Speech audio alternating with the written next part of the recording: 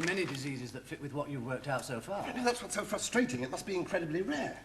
It is nice to see you doing a spot of research. Well done. Thank you, Gaskers. Patronising sod. Maybe he can help. Well, I wouldn't stoop so low, mate. I'm a perfectly good doctor. Maybe, but that still doesn't make you an expert at the Times crossword. You can't do it yourself. Hey, what's this? Who's who? Who's who? Let's see how many Stuart Clarks I mentioned. Oh, get out of it. We are a most distinguished family. I go back many years. I know, you've been in St. Swithin since the place was built. Let's see. Struthers, Stringlepew. Stringlepew. Ah, here we are. Stuart Anderson, Stuart Brown, Stuart Fisher, Stuart Fox. Bloody hell, we're not mentioned. That's scandalous. Well, you didn't really expect to find your family in there, did you? I most certainly did. The Stuart Clarks are the pillars of English society. The clergy, the army... The gamblers, the drunks... When was this published, anyway? 1955. Oh, well, I'm not surprised. It'll be a good job when the new library extension's built. Yeah. Hey, tell you what, let's have a look if Loftus is in there. They don't put butchers in Who's Who. Loftus? What, in Who's Who? Yes. Oh, yes, of course. Hey, listen to this. Geoffrey Archibald. born Pangbourne, 1916. So, good Lord, his old man was a vicar. Hey, do you know when he was made Professor of Surgery here? March 1955. We know that's 20 years ago this month. We ought to get him a present. Who, you and me? No.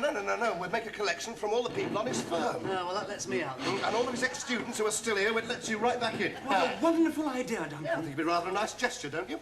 Nicer than the one I can think of, yes.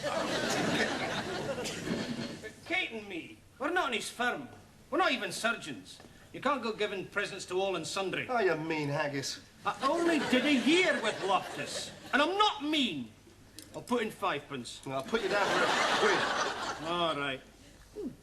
Oh, this canteen coffee tastes like old bandages. You're right, it's absolutely foul. Cheers. What about you, Kate? Fine. After all, we do owe him a lot. Oh, good. Thank you. Oh, damn it. See ya. Look, I think it's a very nice idea. Oh, yeah?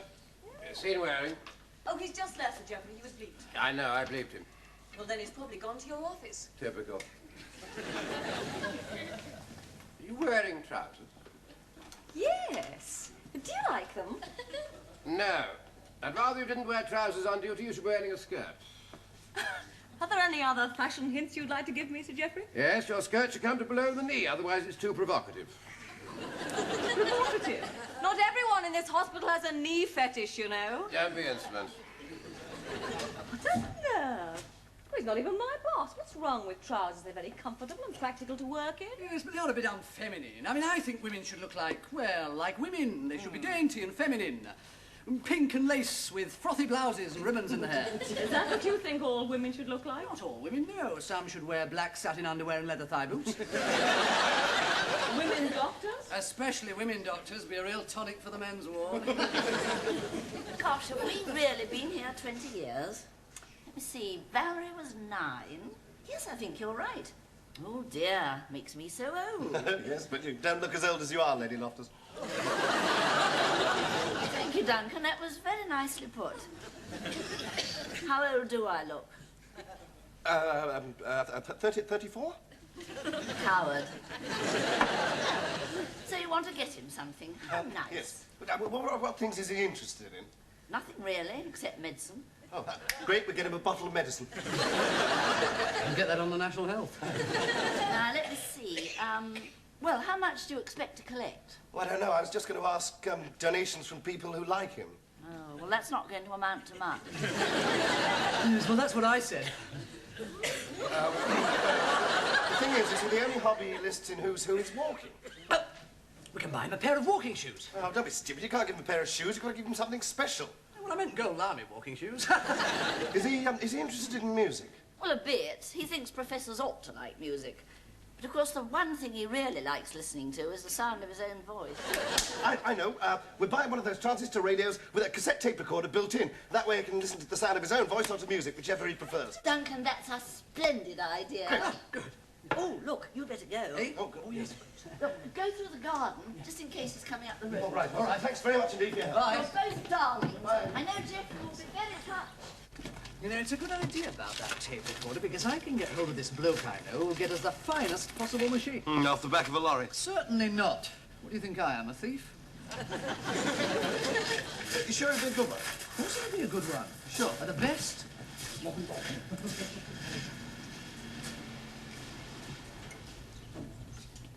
Why were Waring and Clark sneaking away from the house? Oh, were they? You know they were. Oh, very well, I'll tell you the truth. We're having a wild affair. Oh, come on. What did they want? Well, since you're so inquisitive, they came to talk to me about the new library extension fund. Why didn't they talk to me? I'm the chairman. It's my committee. Ah, yes, but I'm the treasurer of the committee, and they're volunteering to organise some sort of committee to raise money. I saw. Do you think they're on commission? You wanted to see us, sir? Yes, sit down. Oh, thank you. Now, about your little visit to my house this morning. What, you know about that? Well, of course I know. Lady Loftus has told me why you went to see her. Has she? Yes, and obviously I hope you collect a great deal of money for me. She told you about the whip round? Whip round? I wouldn't call it a whip round. I'd call it an appeal. Maybe you could get it according to the status of a registered charity.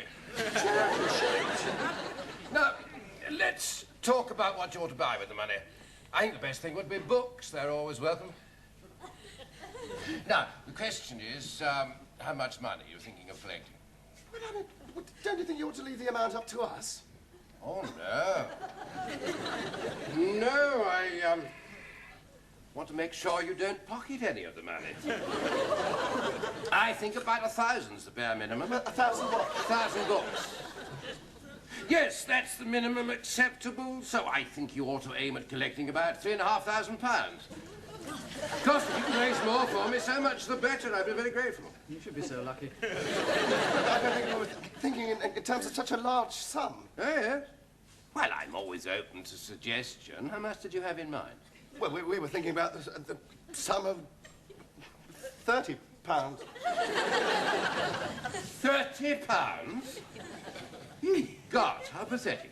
Well, better than nothing. Not much. You can hardly equip a library extension for 30 quid. Oh, you were talking about money for the library. Yes, what are you talking about? Money for the library. You feeling all right, Waring? Yes, Duncan, Geoffrey did see you leaving here this morning, so I had to tell him just a tiny little white lie. The money was for the library extension. Exactly. I hope there was no harm done. No. Anyway, look, I've had an idea. Oh, I hope you won't think I'm interfering, but if you like to make the presentation here, at our house, I'll lay on some wine and sandwiches for everyone. Oh, terrific, yes. But look, we must keep it a surprise, Mr. Geoffrey. Oh, of course, Duncan. Good. OK, then. Bye-bye. Great. Now, look, Dick, have you seen your fella about the cassette machine? Yes, and he said he'd get us a really good one. We get some great stuff, you know. Look at this, for instance. Now we can have some decent coffee at last. Look, he's got a timer and everything. Oh, yes. And do you know? Yes, I think it is a genuine export reject. You don't have to drink any of my coffee, you know. Yeah, I don't think I can afford to, knowing the amount you're going to charge. Kate. Hello, gorgeous. Hello, gorgeous. Good afternoon, Dr. Stuart Clark. That's what I like, a friendly boss. Look, Kate, about this whip round for Loftus. I wouldn't give Loftus the time of day. What? Wait a minute, you said this morning... Loftus had the cheek to try and tell me not to wear trousers at work. Dirty old man, he'd want you to walk around in your panties. I shouldn't think Katie's wearing panties. I should have thought with all this female equality, you'd be wearing Y-fronts. There's not only a penny for me, and that is that. Nor me. Why? Did he tell you not to wear any trousers? I've been thinking it over. Why should he get a present just for doing his job? He gets paid for it, doesn't he? I think the whole idea is sycophantic. It distresses me, Duncan, to see you turning into a consultoid bootlicker like certain members of this establishment. Well, it distresses me to see all you going back on what you've said. Gascoigne, come on, you're a man of your word, aren't you? Yes, I am. But if an innocent, generous gesture from the heart is going to be misinterpreted as the mark of a consultoid bootlicker, then all I can say is it's a sad world, and I withdraw my offer. Oh, but you can't. Jimmy, I didn't mean any harm by what I was saying, you know. I forgive you. Oh, I see. Well, Dick, it's you and me, then. I just remembered, Duncan, I'm a bit skint at the moment, so it's just you. What? Well, I did get hold of the tape recorder for you. And I mean, you're going to save £5 on that, so that can be my Oh, contribution. great. Well, it's the finest possible machine. It had better be. I've given you 25 quid. My 25 quid. And I've told Lady Loftus, and she's got everything arranged. Look, you've got to contribute. Well, I mean, I want you to share with me the pleasure of giving. Duncan, we'd like you to have that pleasure all to yourself. Here. Thanks a bunch.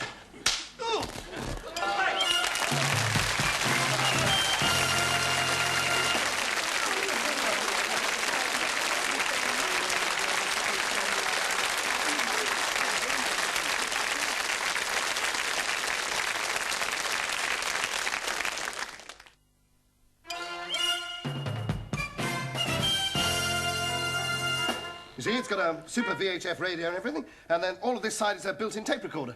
Dick Stewart Clark found it for us. Duncan, it's beautiful. Geoffrey will love it. How generous of all those young people to give their hard-earned money. Yes, very generous. Well, I mean, young Andrew Mackenzie, for instance, has got 4 children, hasn't he? And they say Scotsmen are mean. How unfair. Yes. Yeah, listen to this. And they say Scotsmen are mean. How unfair. You didn't know you were being recorded, did you? Not at all. Oh, my voice doesn't sound harsh. Where's the microphone? Oh, built in there, you see? It's marvellous. Do you think Sir Geoffrey will like it, then? Oh, he'll love it, especially for his lectures. What, help him write them? No, just to listen to them afterwards. He'll be able to listen to them again and again, and again, and again, and again, and again. Is that thing ever actually going to make any coffee, Dr. Stewart Clark? Of course it is. When I get it going, then we can set it for whenever we want the coffee ready. Like 1983?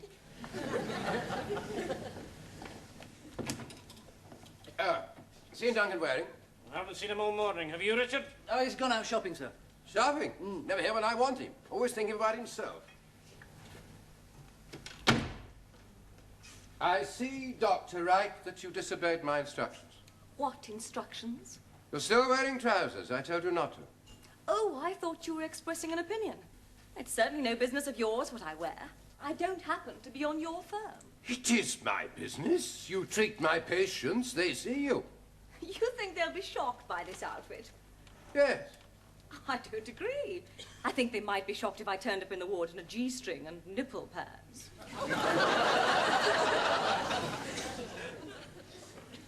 What are they?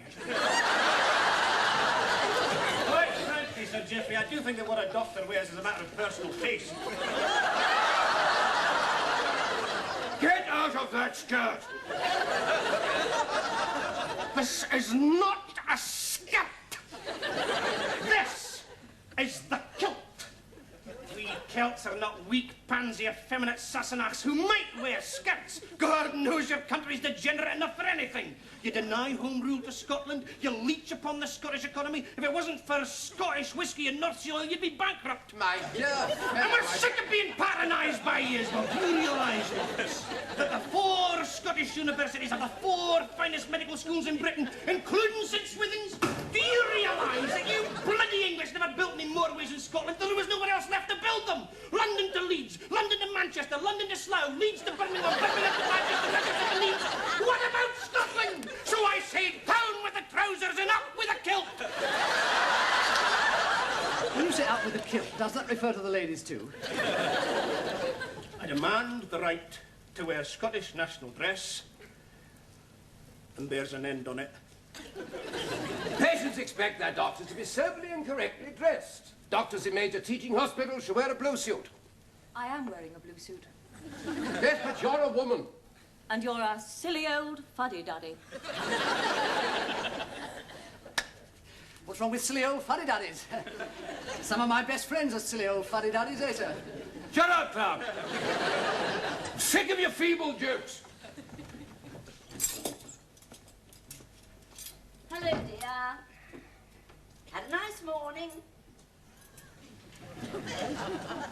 Same as usual. Oh, God. Well, it's lucky I don't really mind talking to myself. Now, don't you start, please. Oh, is something the matter, dear? The junior doctors are behaving worse than ever before. Oh, anyone in particular, or just all 200 of them? Waring, Clark, Mackenzie, Catherine, Wright, all my ex-students. Whatever have they done? I ordered Dr. Wright not to wear trousers on duty. She disobeyed me. All the others took a side. Ruddy rebel. Well, what's wrong with trousers? She told me to mind my own business. Quite right, too. You're a silly old fuddy-duddy. You don't really mean that. Yes, I do. And I'm going to tell you something that was supposed to be a secret. Those nice young people, or ruddy rabble, as you prefer to describe them, are all having a whip round and finding money out of their ludicrously low salaries to buy you a present for your 20th anniversary as Professor of Surgery. Is that the whip round? Yes. Oh, how awful. I didn't realize it was for me. You didn't tell me. Well, of course not. It's supposed to be a secret. But now you do know, perhaps you'll stop being so beastly to those delightful young people. But I didn't know. If I'd known... Well, you know now, and you don't let on I told you. No. No. Where's my lunch? Get it yourself.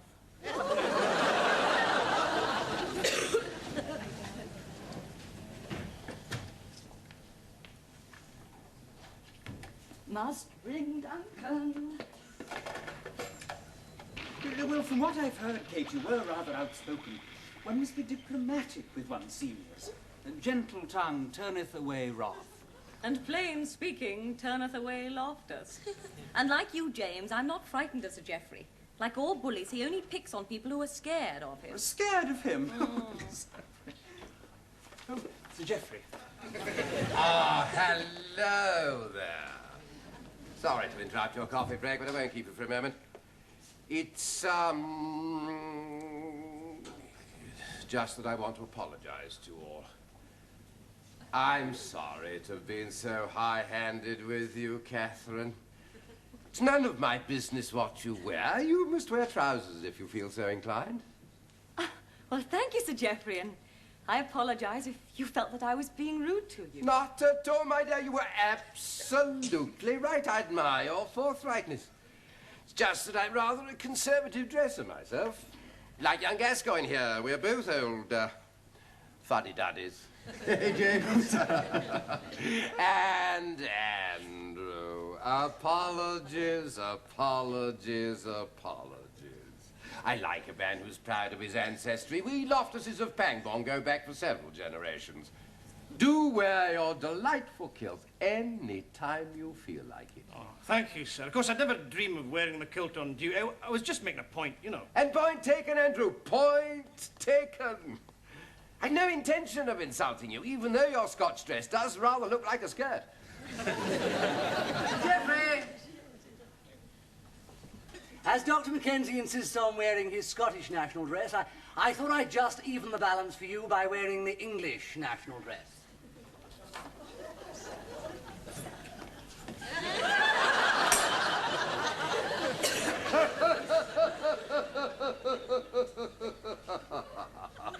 Very good, Dick.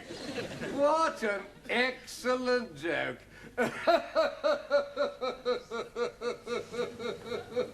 Always enjoyed your sense of humor. Very funny.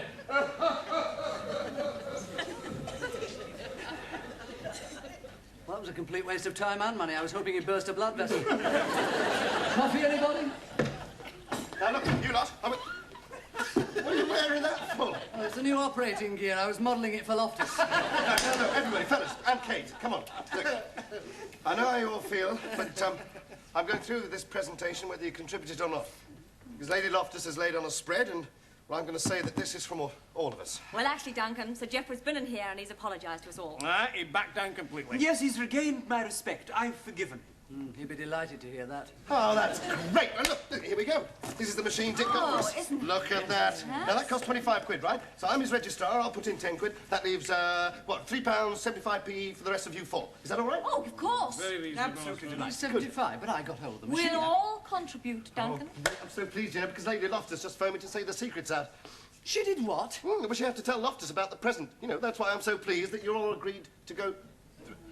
Oh, no. Well, that does it. I'm not giving a penny. Neither shall I. Well, I haven't got 3.75 anyway. It's unforgivable. This is the last straw. Loftus was just being nice so he wouldn't lose his sodden present. Well, I've got work to do. So have I. So have I. So have you. Eh? No, man's work's never done.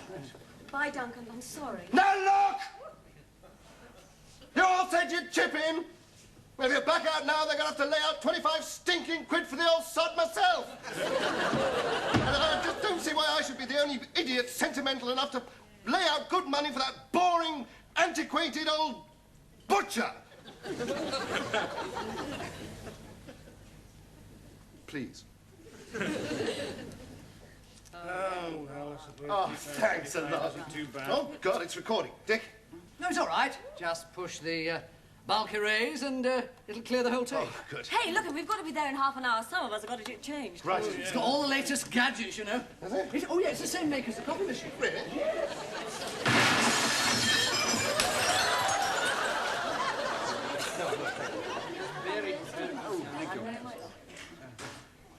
Look, if you don't give it to him soon, his ability to pretend he knows nothing about it is going to wear very thin. Oh, right. Sir Geoffrey, everybody, please, please. So we have a small surprise for you. Who? Me? Dick, please. Oh, yes.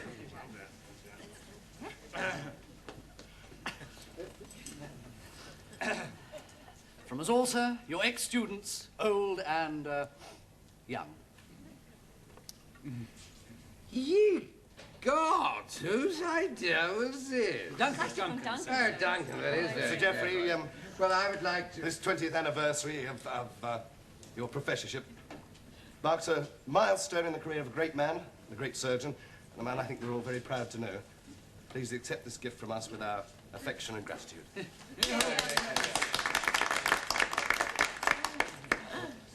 Now look! You all said you'd chip in. But if you back out now, I'd play that old 25 stinking tricks of the old sand as well. I'm damned if I should see why I should be the only idiot sentimental enough to cough up money for that boring, antiquated old...